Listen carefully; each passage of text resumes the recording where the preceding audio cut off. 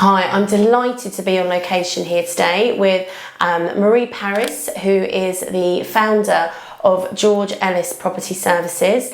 Marie, thank you so much to have us into your beautiful office today. You're welcome. It's great to see you, as always. Nice to see you, Tracy. Excellent. So today we've come down to really sort of catch up with Marie, find out a little bit about how Marie's sort of journey started really with George Ellis Property Services and what makes her different. So really, Marie, sort of first question for you, how long has George Ellis been established and when was it established? So it was established in 2004, which makes it our 20th year this year. And basically I ran it as a sole trader for probably about 5 years or so. And it all really came about because I had my own portfolio. I was really dissatisfied the way that some of the agents were managing it. I do refer to them as substandard agents. I was always doing speaking engagements, but over a weekend in terms about how you need to be a landlord in the UK. And it really was on the back of that I then had landlords that said to me, oh, would you manage our property or would you let our property? And they were all around London. And that's how really George Ellis was born, because I was doing a totally different job. I had my properties that I was managed, but that's how it came about. Amazing. So I think we've had the conversation before. I'm very privileged actually to know Marie, and actually quite proud to say Marie's been quite a mentor in Steve and I's journey, both with property and with the business. So definitely in safe hands. So before you kind of started that journey, you were in recruitment, weren't you? Yes, and then kind of accidentally, you had your portfolio, but then accidentally fell into this just on the kind of, well, I guess learning probably the hard way and realising there's a better way to do stuff, really. Yeah. That's kind of how it came about. Yeah, I mean, a friend of mine when I was doing recruitment was putting on a show for International Women's Day. It may have been the year before, so 2023, and he wanted me to speak. I was really reluctant at the time because, people knew me as recruitment. Property is something you just do in the background, isn't it? It's the case for most of us landlords. And I think on the back of that, I realised, wow, there's an appetite for this. Maybe I should run my own sort of every month and that sort of thing. And that's how it actually started, George Ellis. We were running seminars on a Saturday. I was still doing recruitment. And then I decided that, look, we can't do them both equally as well. I didn't have the right type of staff in the recruitment. Something had to go. It was the recruitment, and I stayed with property. Yeah, well, thank goodness you did. I know, we would never have met, right? No, absolutely. So obviously being in the industry for now a really good long established time, the market is ever changing, and I think obviously quite now for landlords, it's quite a crucial time, in having a good agent. I mean, what makes George Ellis different, would you say? What makes you stand out from the others? Okay, well, not knowing all of the others, I can always tell you what we do, and we do what we say that we're going to do. So I always look at George Ellis as being the agency that offers so many different services, and you as a landlord can pick which service you want. So you could be a landlord who self-manages, but you want a good reference company to come in and do your referencing only. We can do that. You could need somebody who's going to check in your tenant or do the inventory. We're accredited to do that. You can have a let and manage service. You can just have a managed service because perhaps you've already found the tenants. But we also train 50% of the marketplace who are landlords, who self-let and manage, who want to be trained on how they need to manage their properties properly. And you know that because we have all of the titles on the shows over the years, and managing your property like a pro, and the ultimate masterclass in managing and referencing. They're all sort of snippets of the sort of day course that I do. I say day, I mean it's a 3-hour course. But it's taking elements out of that, you know, then we talk for, 20 minutes, 30 minutes on the stage, which is one of our really good marketing strategies that we have been using since you started, 2013, wasn't it? It was 2013. Wow. Some time ago now. I know. But, you know, and kind of onto the training, really, you know, that is essential. And I think that's why you always stood out to us over the years, because you know, kind of, where do you get that sort of training, really, from an expert who's been there, done it? And actually, you know, I think that 3 hour that they can spend doing your training course, and nowadays, I'm sure you agree, being a professional landlord, you have to be a professional landlord, you know, there's no point, there's no room to be amateur. It's not an amateur business. I mean, since the introduction of the Housing Act 2004, so you're looking at 20 years ago,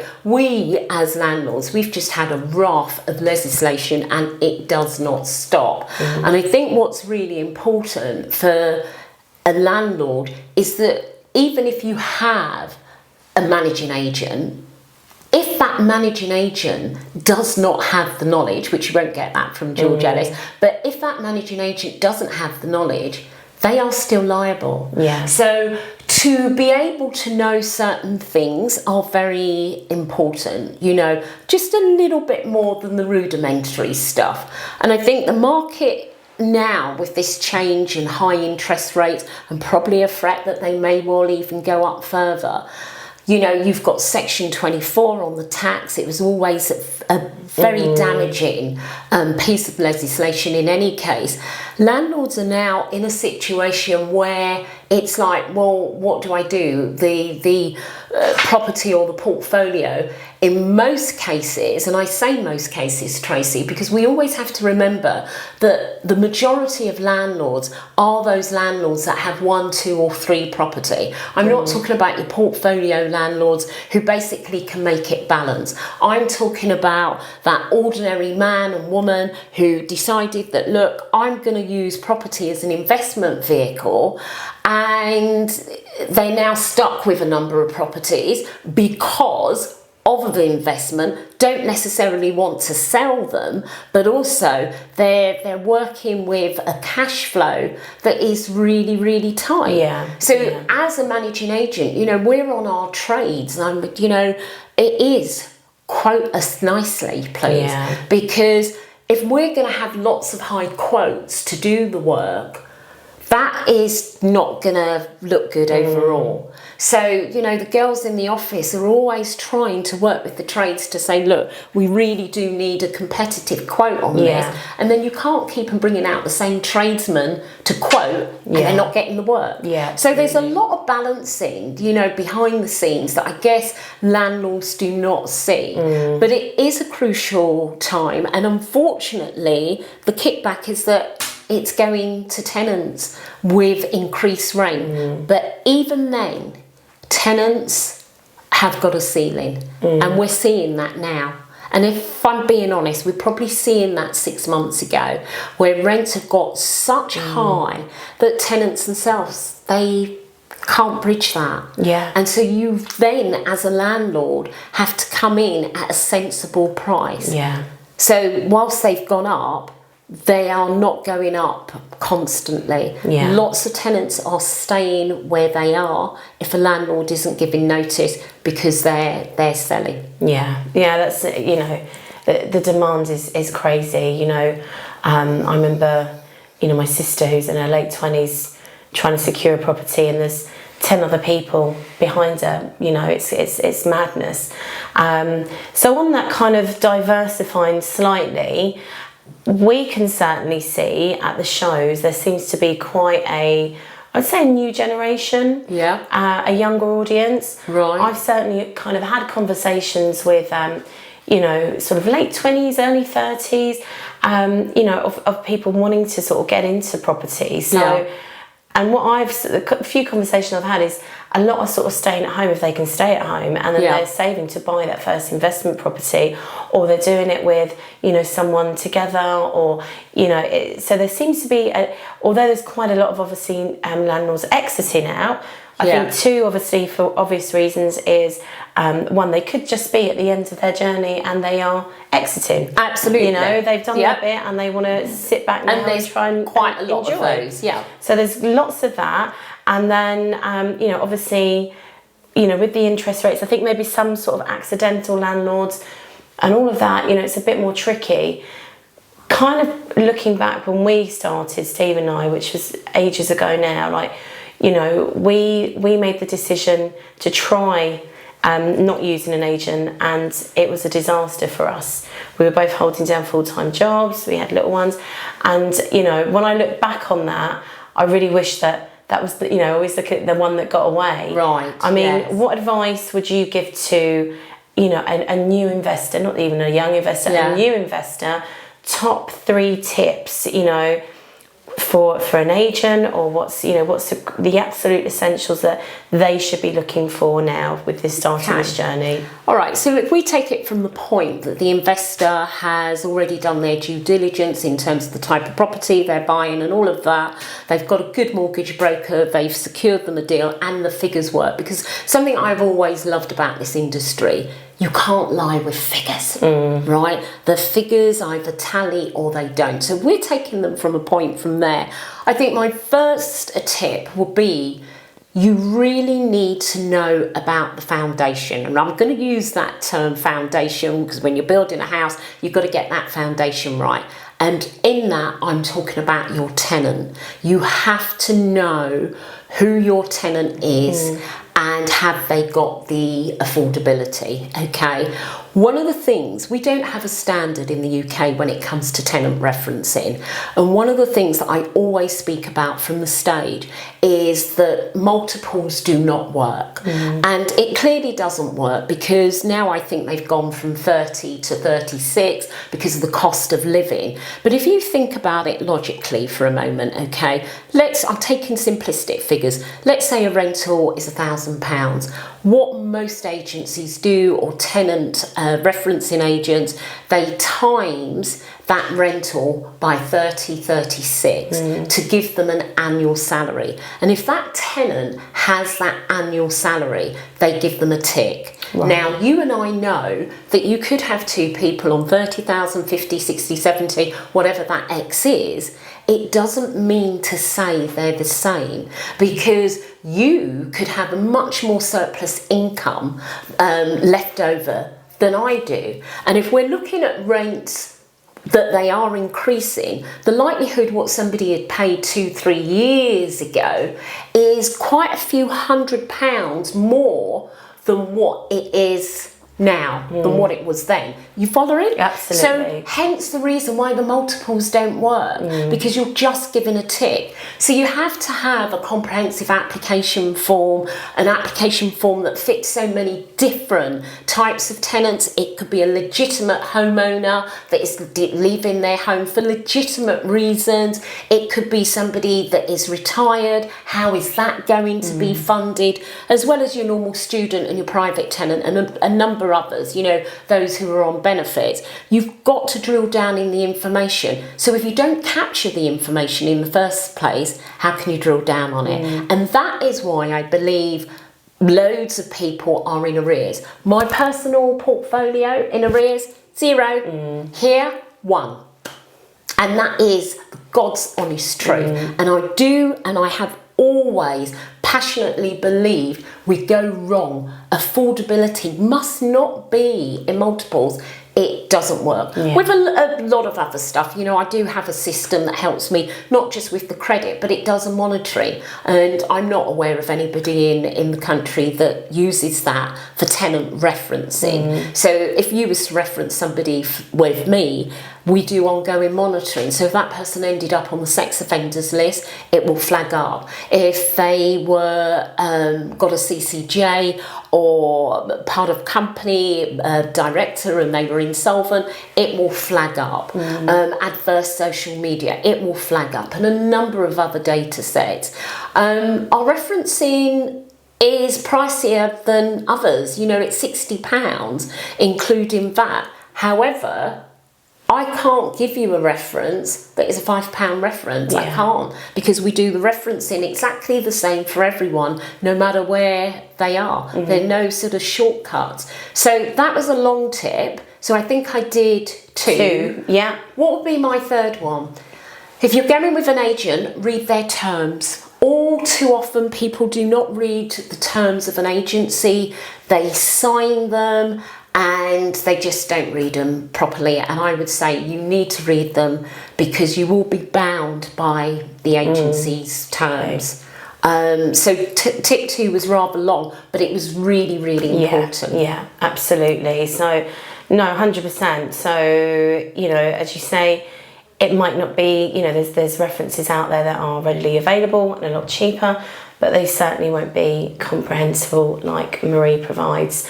And I can actually vouch for that, because she's done some of ours. So, yeah, I think all in all, the landscape for landlords, and obviously you've spoke at so many of our shows, Marie, over the years. Yes. The July show, which you'll be obviously part of. Yes. And obviously doing your talk, so please come along.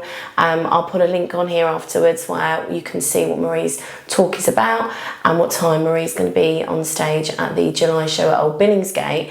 But just kind of, we've got elections looming as well. Now, this will be an interesting time. I think we've got Seri and Duncan Smith, who's going to be on the panel that morning.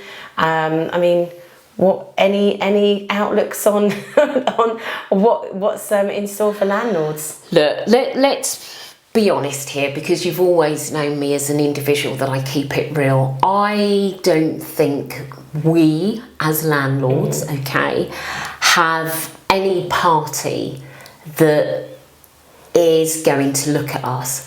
I'm going to be honest here. I'm a landlord, I'm a property agent. I'm going to be really concerned if Labour do get in, because, you know, Angela Rayner was talking about, you know, it's landlords season. They're talking about sort of having rent controls. These things, and even the things that have happened before, you know, with the Section 24 notice, all of that. The problem isn't the landlords. And the narrative must never be the greedy landlords. The problem is that we're just simply not building enough affordable homes. When you look at the private rented sector, it's probably around 18-19% of the market. We're not the majority, yet still we get hammered. You know, hammered on your turnover. What industry that you're paying tax on your turnover? Come on. But we don't go out and march. We provide a valuable service. There is a minority of rogue landlords and there is a minority of difficult tenants, and we have to face it and say what it is. But you never know when you're going to come across that difficult tenant. So you have to prepare, you have to do the things.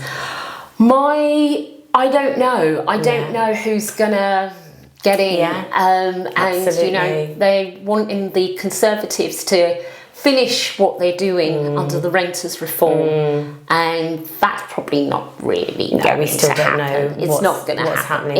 It's not enough time to even get that past this side of this year. If it is passed, there's going to be another size of a shift. Lots of landlords are going to be exiting. I agree. And when that happens, you can't then have tenants who are knocking on doors of their local council saying, I need to be housed, because they don't have anything at all. Absolute, Let me ask you a question. How many properties do you think Bromley have? Local council authorities? How many properties do you think? Because we're in the borough of Bromley. How many properties, hazard a guess, do you think that they have around of their own property? 10,000? Zero. No way. Zero. Wow. So when you take that as an example, the borough are using temporary housing suppliers, a lot more expensive. or they're giving incentives. And I'm not saying Bromley per se. I've been approached by so many different boroughs that we will give you an incentive if you take on, or if you keep that person. So we're not the issue, but absolutely we are being looked at as though we're the issue, which then caused the nasty narrative that we're greedy. It's got nothing to do with that. No. It was a legitimate investment buy to let, and I think it's important that we recognise that for what it is. No, absolutely, Marie. I could agree with all of that 100%. And I think we've raised some really interesting points today. I would love you guys to, if you want to find out more about Marie and George Ellis Services, Property Services, then please go on to Marie's website. I think the training that Marie provides is crucial, actually, crucial and essential. So, if you go onto the website, I'm sure there is some information on there as well. And as I say, Marie has been one of our main guest speakers at the show since it was launched over nearly 11 years ago. So if you've got any questions for Marie, please have a look at the website. Marie, what is your website address, please? It's all the W's, georgeellis.london. Brilliant. Well, thank you so much, guys. I really hope that you took quite a lot of information away there. Amazing tips. And Marie, as always, an absolute pleasure. Thank you so much. Great to catch up with you today. To catch up with you, Tracey. Thanks, guys. See you soon.